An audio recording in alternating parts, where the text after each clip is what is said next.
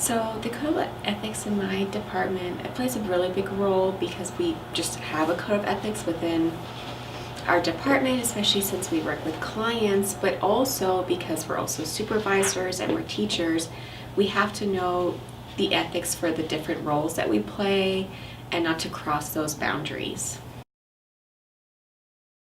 So we have a particular code of ethics within marriage and family therapy that we need to adhere by, and any violation of that could result in losing our license, our ability to work with clients.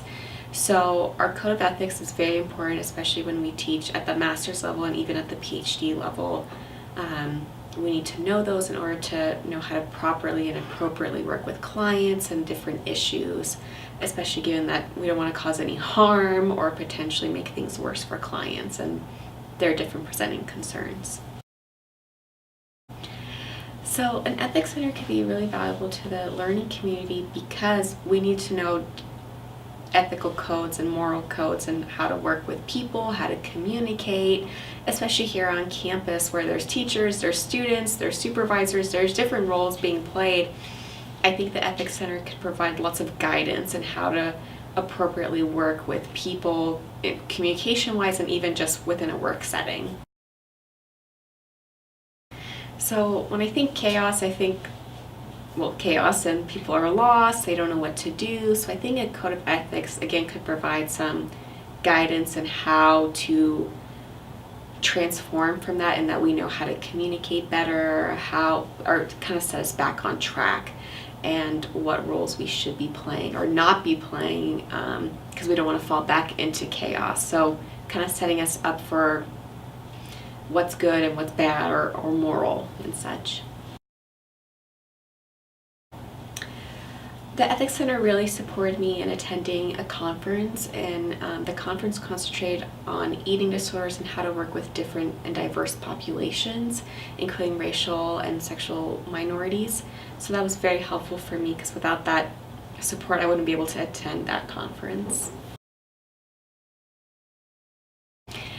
So the conference involved eating disorders and how to work with diverse populations, and it was for clinicians but also physicians and how to appropriately assess for an eating disorder when it's a racial minority because we don't want to offend anyone.